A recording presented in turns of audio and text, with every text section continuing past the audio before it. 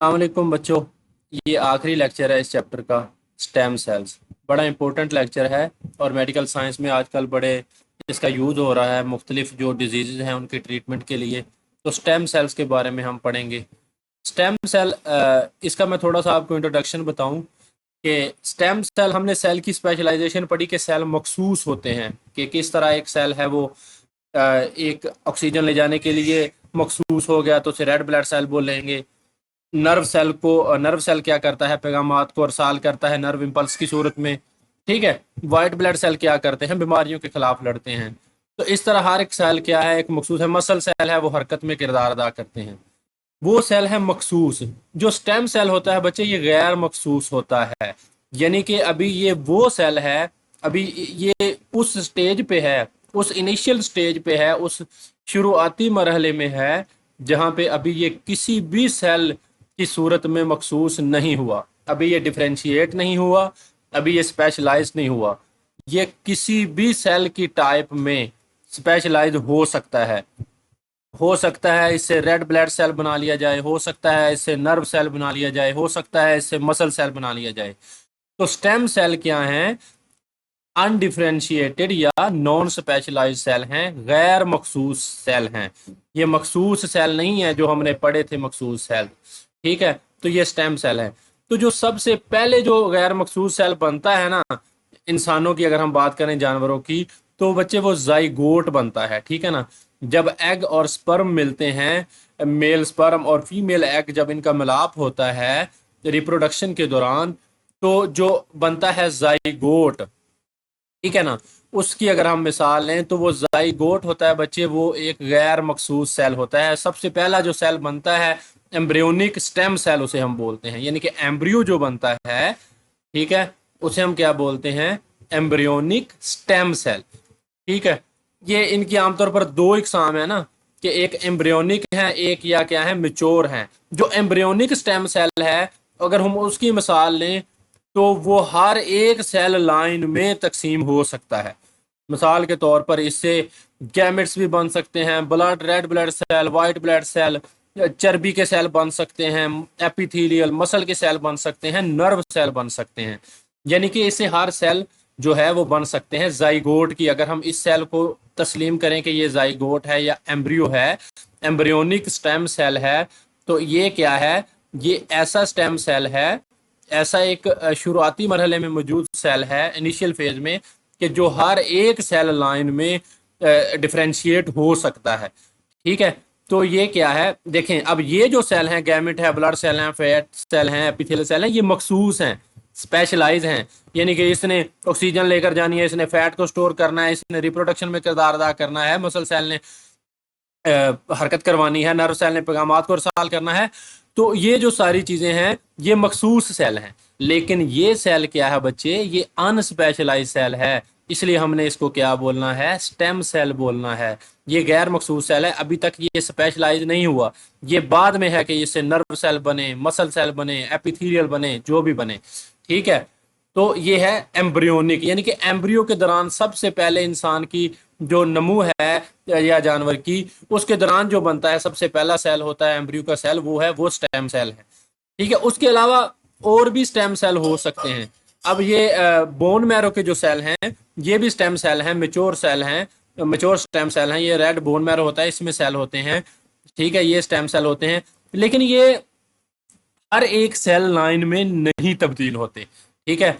अब ये white blood cell में हो सकते हैं, प्लेटलेट्स में, या रेड ब्लड सेल में, यानी कि ये कुछ खास जो है एक्साम सेल्स की, उनमें डिफ्रेंशिएट होंगे, उनके लिए मखसूस होंगे। ठीक है।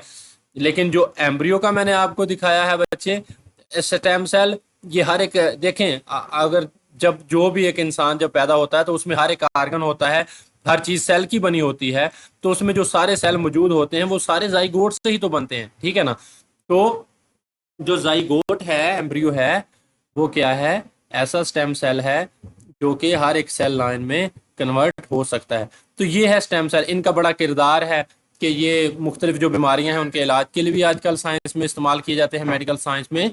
और उसके अलावा जो मुख्तलिफ किस्म के जो जिसम में रिपेयर मैकेनिज्म होते हैं, जिसमें सेल की मदद से मुख्तलिफ जो डेड सेल हैं या जो बीमार सेल्स हैं उन्हें हम कह लें, या वीक सेल हैं, उनको भी बदला जाता है इनके जरिए। ठीक है, तो इसके बारे में हमने पढ़ना है। स्टेम सेल की तारीफ हम देखते हैं क्या है। ये स्टेम सेल की आपने तारीफ लिखनी है, सच अनस्पेशलाइज सेल, यानी कि सच अनस्पेशलाइज सेल, ऐसा गैर मखसूस। देखें अब ये इसको स्पेशल नहीं बोलना, क्या बोलना है, unspecialise cell that has the ability to make a variety of specialise cell types is called stem cell. यानी कि ऐसा गैर मखसूस सेल जिसमें एबिलिटी हो, खसूसियत हो, to make a variety of specialise cell, यानी कि जो बहुत सारे, ऐसा गैर मखसूस सेल जो बहुत सारे मखसूस सेल बनाने की एबिलिटी रखता है, उसे स्टेम सेल बोलते हैं। ठीक है, तो ये इसकी तारीफ है। ठीक है बच्चे, और इसकी उर्दू में डेफिनेशन क्या होगी कि ऐसा गैर मखसूस सेल, अनस्पेशलाइज सेल, जो मुख्तलिफ इकसाम के मखसूस सेल बनाने की सलाहियत रखता हो, उसे हम क्या कहते हैं, स्टेम सेल कहते हैं।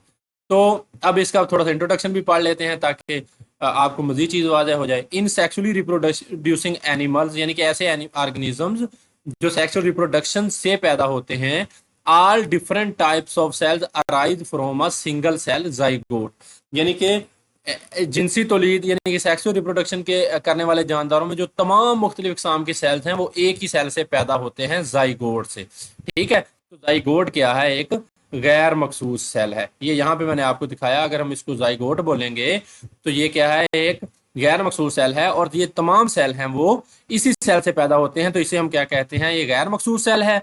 अभी मखसूस नहीं हुआ किसी खास सेल लाइन में, तो इसको हमने स्टेम सेल बोल दिया। ठीक है, zygote is an unspecialised cell. ठीक है, जाइगोट एक अनस्पेशलाइज्ड गैर मखसूस सेल है, and has the ability to make new cells which can differentiate into specialised cell. तो जाइगोट क्या है, ऐसा एक गैर मखसूस सेल है कि उसमें ऐसे सेल्स बनाने की सलाहियत है जो तफरीक यानी कि डिफरेंशिएशन के बाद मखसूस सेल बन जाते हैं। ठीक है, तो वो एक अलहदा अपनी शनाख्त रखने वाले सेल बन सकते हैं, आया कि वो रेड ब्लड सेल बन सकते हैं, वाइट बन सकते हैं, नर्व या मसल सेल, कोई भी बन सकते हैं। ठीक है, तो फिर ये क्या है, अब डेफिनेशन आप पे वाज़ेह हो जानी चाहिए कि क्या डेफिनेशन है स्टेम सेल की, कि such unspecialised cell that has the ability to make a variety of specialised types is called a stem cell, यानी कि ऐसा गैर मखसूस सेल जो मुख्तलिफ इकसाम के मखसूस सेल बनाने के लिए खुद गैर मखसूस है अभी, और बाद में इसने क्या बना देने हैं, मखसूस टाइप के सेल्स बना देने हैं जो कि स्टेम सेल कहलाते हैं।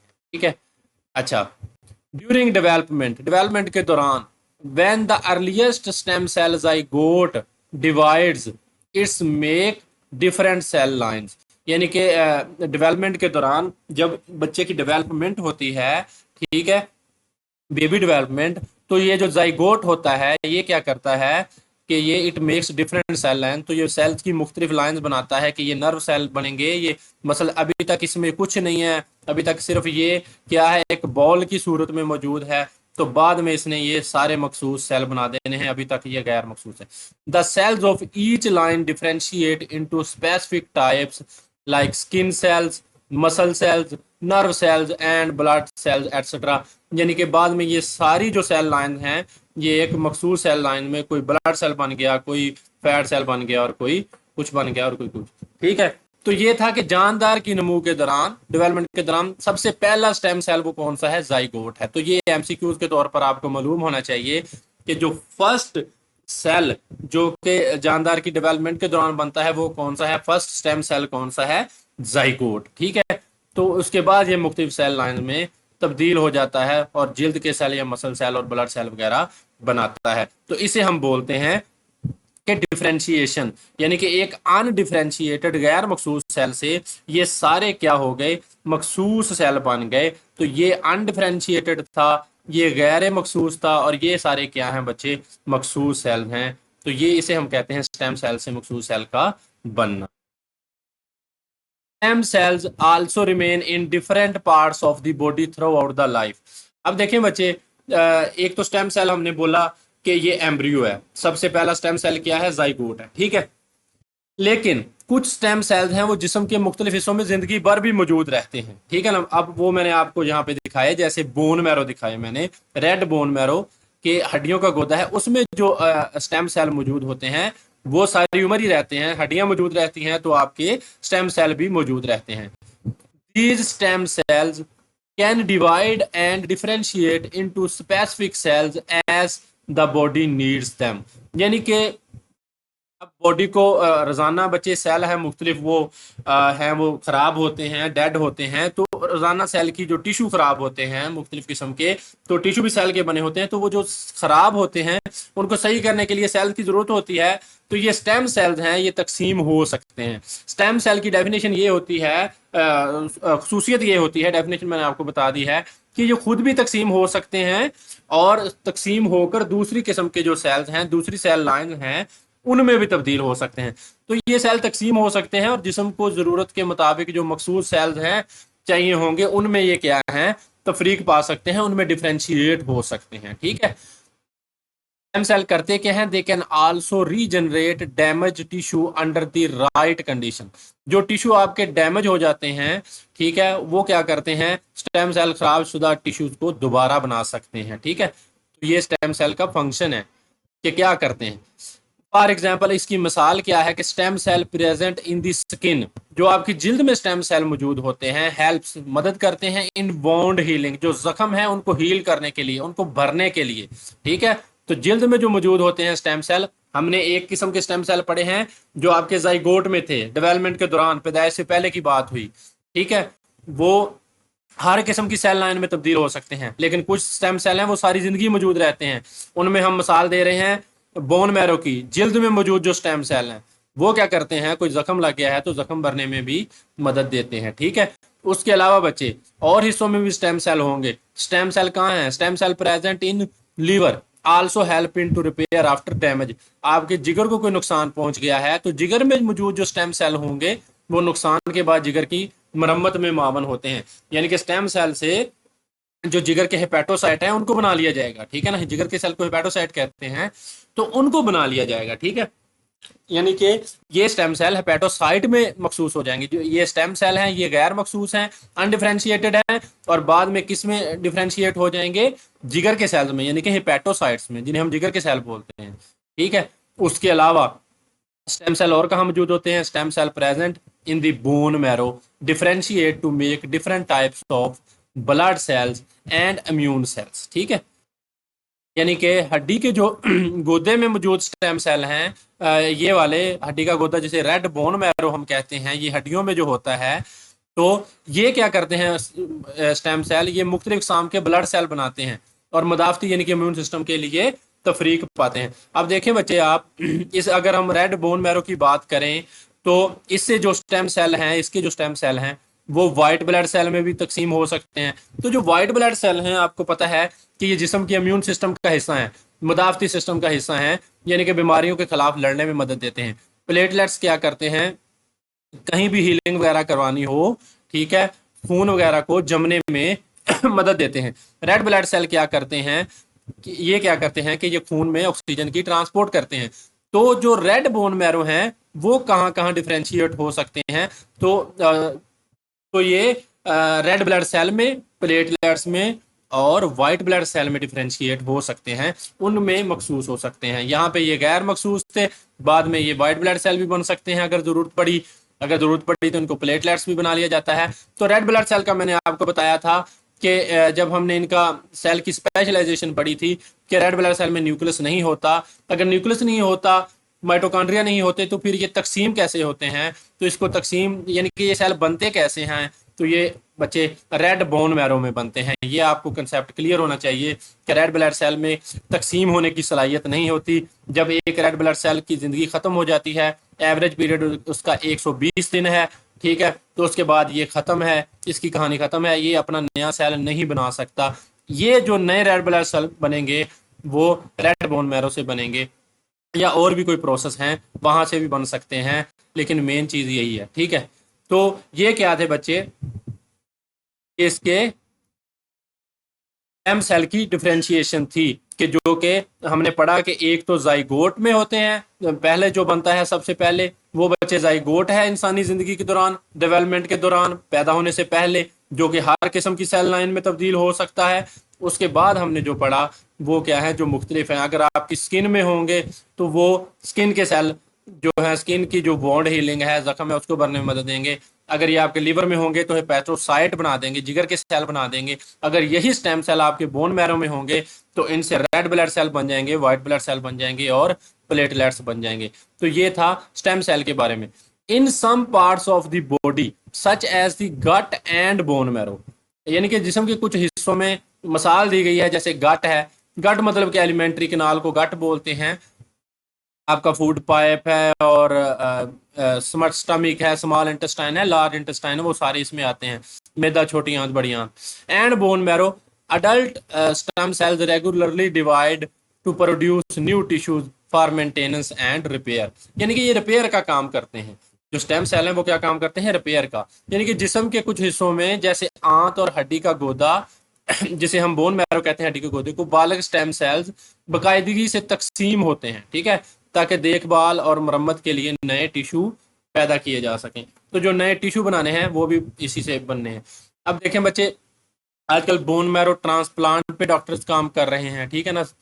तो इससे क्या होता है कि अगर किसी बंदे को खुदा ना खास्ता ल्यूकीमिया है या कैंसर है, वाइट ब्लड सेल की वजह से जो होता है, तो उसके जो स्टेम सेल हैं उसे स्टेम सेल ट्रांसप्लांट कर दिया जाता है। यानी कि जो स्टेम सेल हैं जो खराब हो चुके हैं, इनको निकाल कर जो नए स्टेम सेल हैं उसी इंसान से निकाल लिए जाते हैं, या स्टेम सेल ट्रांसप्लांट किसी डोनर से ले लिया जाता है। कोई और बंदा जो है उसका, जिससे उसकी मैच हो रही हैं उसके पैरामीटर, उससे उसके जो स्टेम सेल्स हैं वो ले लिए जाते हैं और दोबारा ट्रांसप्लांट उसके जिस्म में करके इस तरह की मोजी बीमारियां हैं जो उनका भी इलाज किया जाता है। तो ये है स्टेम सेल का फ़ायदा। तो मॉडर्न जो है मेडिकल साइंस, उस लिहाज से ये टॉपिक बड़ा अहमियत का हामिल है और ये आपको लॉन्ग के तौर पर भी आ सकता है। तो पहला स्टेम सेल, आपने सबसे पहले इसकी तारीफ लिखनी है कि ऐसा गैर मखसूस सेल जो मुख्तलिफ किस्म के मखसूस सेल बनाता हो, ठीक है, वो स्टेम सेल कहलाता है। उसके बाद सबसे पहला जो सेल बनता है डेवलपमेंट के दौरान वो जाइगोट है, जो हर किस्म की सेल लाइन में तब्दील हो सकता है। उसके बाद कुछ ऐसे सेल हैं जो हर तरह तकसीम नहीं हो सकते हर तरह की सेल लाइन में, लेकिन वो जिस्म के मुख्तलिफ हिस्सों में सारी ज़िंदगी मौजूद रहते हैं। अगर स्किन में मौजूद होंगे तो ज़ख्म भरने में, अगर लीवर में मौजूद होंगे तो लीवर के टिश्यूज़ को, जो डैमेज टिश्यू होंगे उनको रिपेयर करने के लिए, अगर हड्डी के गोदे में मौजूद होंगे, रेड बोन मैरो में, तो वो वाइट ब्लड सेल और प्लेटलेट्स और रेड ब्लड सेल बनाएंगे। तो इन चीज़ों के बारे में आपने इस चीज़ का अच्छे तरीके से लिखना है। तो यहाँ पे बच्चे चैप्टर का एंड है। आगे हम इनके की पॉइंट है वो अगले लेक्चर में डिस्कस कर लेते हैं, या देखते हैं अगर लेक्चर का कुछ टाइम पड़ा हो। इंशाल्लाह ये हम अगले लेक्चर में करेंगे। यहाँ पे इसका जो है वो लेक्चर का टाइम बढ़ जाएगा। तो बच्चे की पॉइंट है वो इंशाल्लाह वो आपका पूरा चैप्टर रिवाइज हो जाएगा। तो हम अगले लेक्चर में पढ़ते हैं। बहुत शुक्रिया बच्चे, चैनल को सब्सक्राइब करें, वीडियो को लाइक भी करें और अपने दोस्तों के साथ शेयर भी करें। इंशाल्लाह इसके बाद हम इसकी एक्सरसाइज की तरफ जाएंगे।